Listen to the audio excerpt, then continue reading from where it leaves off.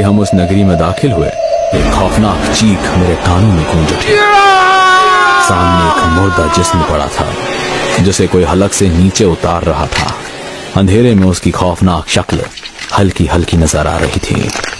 उसका चेहरा सियाह रंग का सड़ा गला था, आंखें लाल लाल शोलों जैसी, नाखून लंबे और तेज थे जिनसे वो अभी एक मुर्दे का गोश्त नोच रही थी। उसने हमारी तरफ देखकर कराहती हुई आवाज में कहा,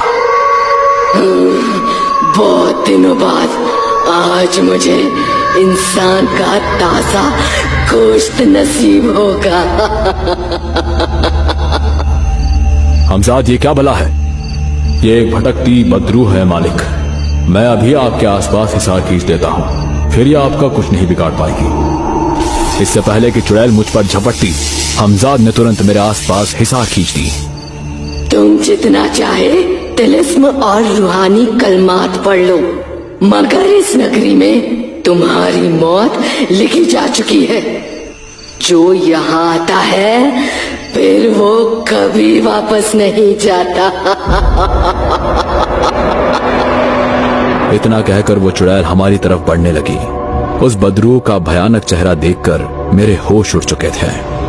मैंने फिक्र से हमजाद की तरफ देखा तो उसने मुझे तसल्ली देते हुए धीमी आवाज में कहा, मेरे आका, आप बेफिक्र रहिए। हमजाद के इतना कहते ही चुड़ैल ने हमजाद पर हमला कर दिया और उसे दूर फेंककर मेरी तरफ बढ़ने लगी। और देखते ही देखते उसने मुझ पर भी हमला कर दिया, जिससे हमजाद का खींचा हुआ हिसार पूरी तरह टूट गया। अब बचकर कहाँ जाओगे?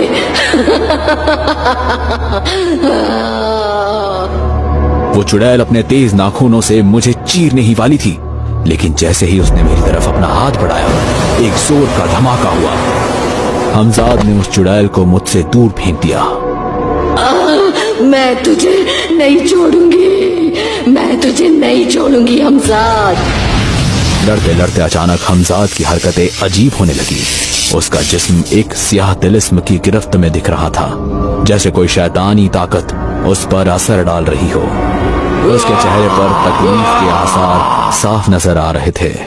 मैं उसे चुड़ैल से बचाने का कोई तरीका सोच ही रहा था कि तभी अचानक हमजाद की आंखों में एक रोशनी चमक उठी। उसके हाथ रूहानी ताकतों से भर गए और एकदम फौलादी हो गए। उसके अंदर एक अजीब सी कुव्वत जाग उठी थी। एक ही झटके में हमजाद ने चुड़ैल को पकड़ लिया और उसके टुकड़े टुकड़े कर दिए।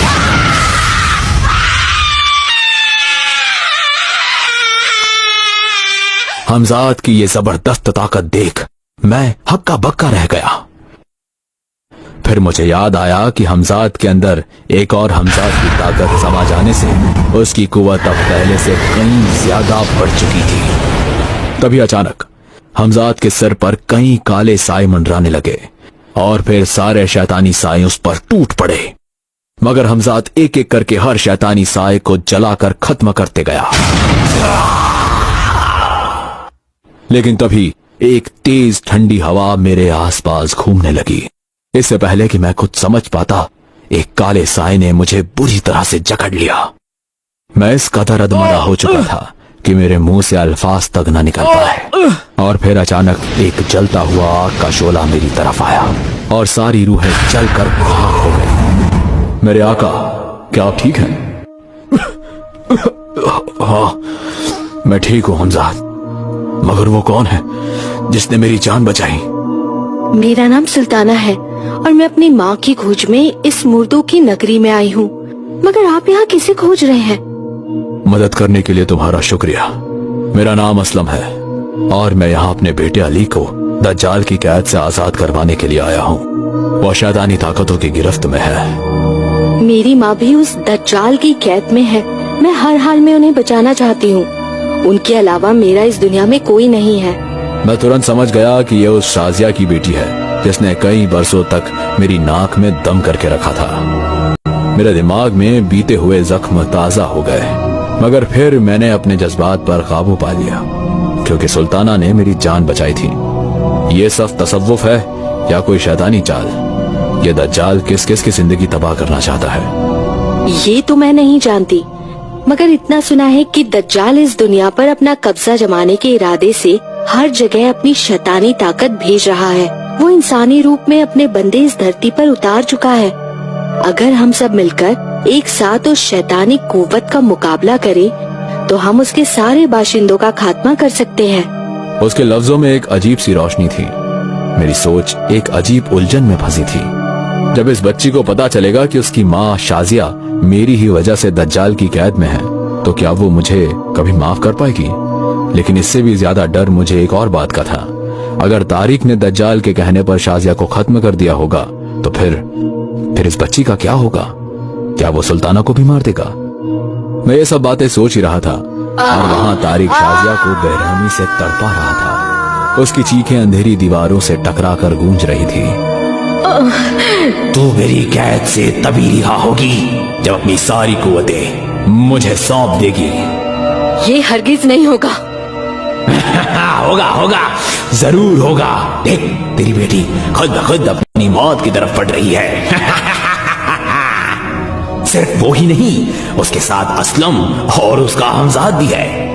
तुम सबको एक साथ खत्म करके दज्जाल को भेंट चढ़ाऊंगा मैं। और जैसे ही मैं तुम सबकी बलि दूंगा, दज्जाल मुझे और ज्यादा ताकतवर बना देगा, इतना कि मुझे कोई रोक नहीं सकेगा। तू जितनी भी शैतानी चाल चल ले शैतान, आखिर में जीत सिर्फ सच्चाई की होगी, क्योंकि जो सच्चाई के साथ होता है उसका मददगार खुद खुदा होता है। ना समझ लड़की, मौत तेरे सामने खड़ी है और तू उसके आगे जुबान चलाती है। मेरे एक इशारे पर तू हमेशा के लिए खत्म हो जाएगी।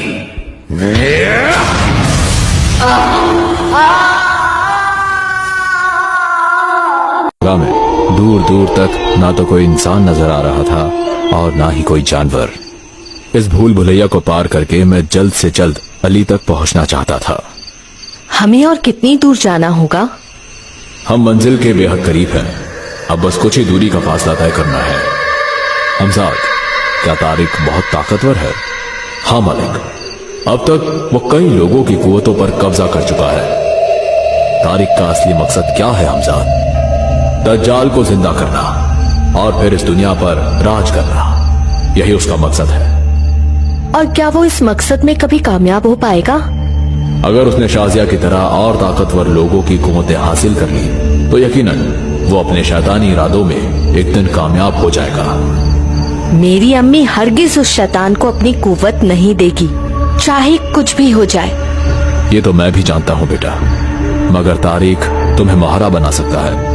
तुम्हें इस जानलेवा जगह पर नहीं आना चाहिए था। मैं जानती हूँ, लेकिन मैं अपनी अम्मी को उस शैतान के हवाले नहीं छोड़ सकती। सुल्ताना, तुम्हारी हिम्मत की दाद देनी पड़ेगी, मगर उस शैतान से टकराना इतना आसान नहीं है। मैं अपनी अम्मी को उसके मनहूस इरादों का हिस्सा नहीं बनने दूंगी, चाहे मुझे किसी भी हद तक क्यों ना जाना पड़े।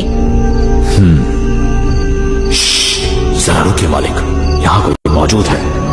वो क्या हो सकता है हमजाद?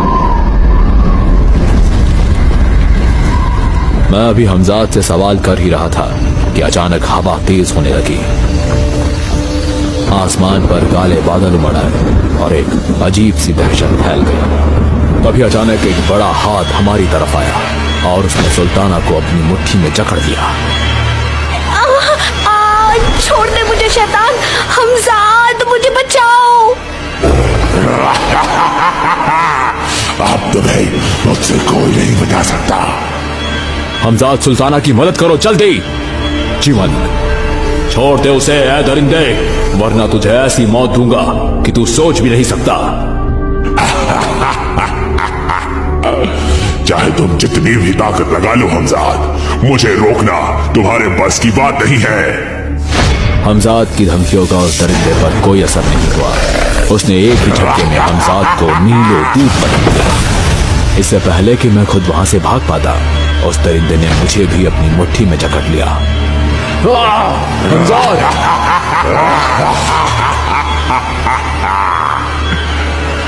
अब तुम्हारा हमजाद कभी वापस नहीं आएगा। मैंने उस वक्त हमजाद को कई आवाजें लगाई, लेकिन वो कहीं भी दिखाई नहीं दिया। तभी अचानक पूरा आसमान बिजलियों से चमक उठा और हवाएं तेजी से घूमने लगी।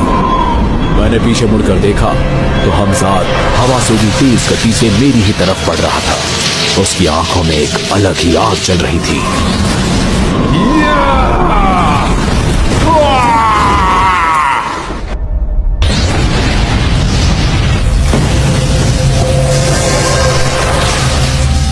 जान बचाने के लिए तुम्हारा शुक्रिया हमजाद। आप दोनों ठीक तो है? हमजाद ने उस दरिंदे से काफी देर तक भयंकर जंग लड़ा, लेकिन वो शैतानी परिंदा आसानी से खत्म होने वाला नहीं था।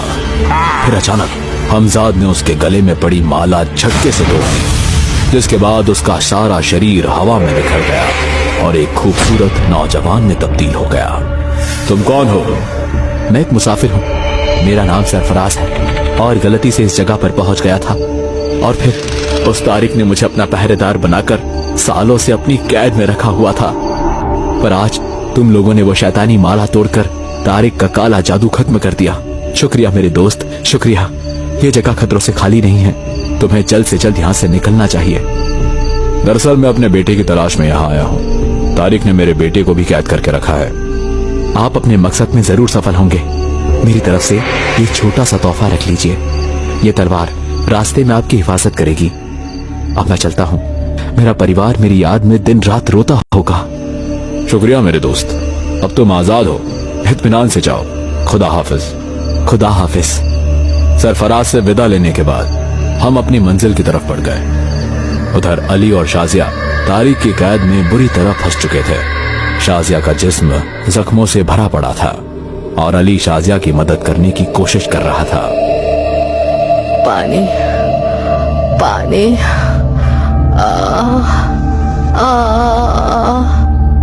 ये लीजिए, थोड़ा पानी पी लीजिए। आप ठीक हो जाएंगी। बस हिम्मत रखिए। तुम कौन हो बच्चे, और तुम्हें इस कैद में क्यों रखा गया है? मेरा नाम अली है। मैं नहीं जानता कि मुझे क्यों इस कैद में रखा गया, लेकिन आप फिक्र मत कीजिए। मेरे अब्बा हमें बचाने के लिए जरूर आएंगे। मैं उनसे कहकर आपको भी आजाद करवा दूंगा। तुम्हारा शुक्रिया बच्चे। शाजिया अब तक इस बात से अनजान थी कि अली मेरा बेटा है, और शायद इसीलिए वो उसके साथ अच्छा बर्ताव कर रही थी।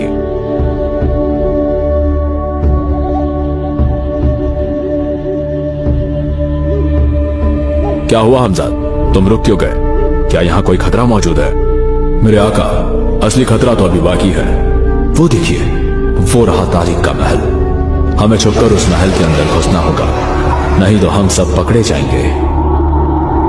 मेरे पास एक तरकीब है। अगर हम महल की छत से होकर अंदर देख सकेगा। तुम ठीक कहती हो सुल्ताना। हमजाद, हमें वहां ले चलो। जी मालिक।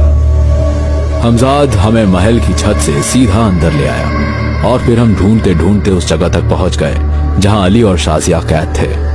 अब हमें बस एक मौके की तलाश थी ताकि हम उन्हें आजाद कर सकें। लेकिन हमारे सामने एक और नया खतरा था।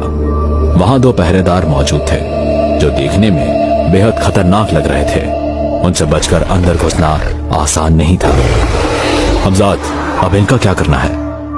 इनको मैं संभाल लूंगा मालिक। आप सुल्ताना को लेकर शाजिया और अली के पास जाइए। इसके बाद हमजाद ने उन दोनों पहरेदारों को एक चुटकी में खत्म कर दिया। सुल्ताना और मैं तहखाने तक पहुंच गए, मगर वहां का मंजर देखकर मैं बेहद हैरान रह गया। शाजिया और अली वहां मौजूद नहीं थे। हमजाद, यहाँ तो कोई भी नहीं है। हमजाद, क्या वो महफूज है? यकीनन वो लोग यहीं थे, लेकिन लगता है तारिक को हमारे आने की खबर पहले से मिल गई होगी, इसलिए उसने उन्हें कहीं और छुपा दिया है। हमें उन्हें जल्दी ढूंढना होगा। हमजाद, क्या तुम पता लगा सकते हो कि वो इस वक्त कहाँ है? रुको, यहाँ देखो, वो लोग किसी पुरानी गुफा में मौजूद है। पर वो क्या कर रहा है? एक अजीब सी बेचैनी मेरे दिल में बस गई थी। फिर हमजाद मुझे उस भयानक गुफा में ले गया।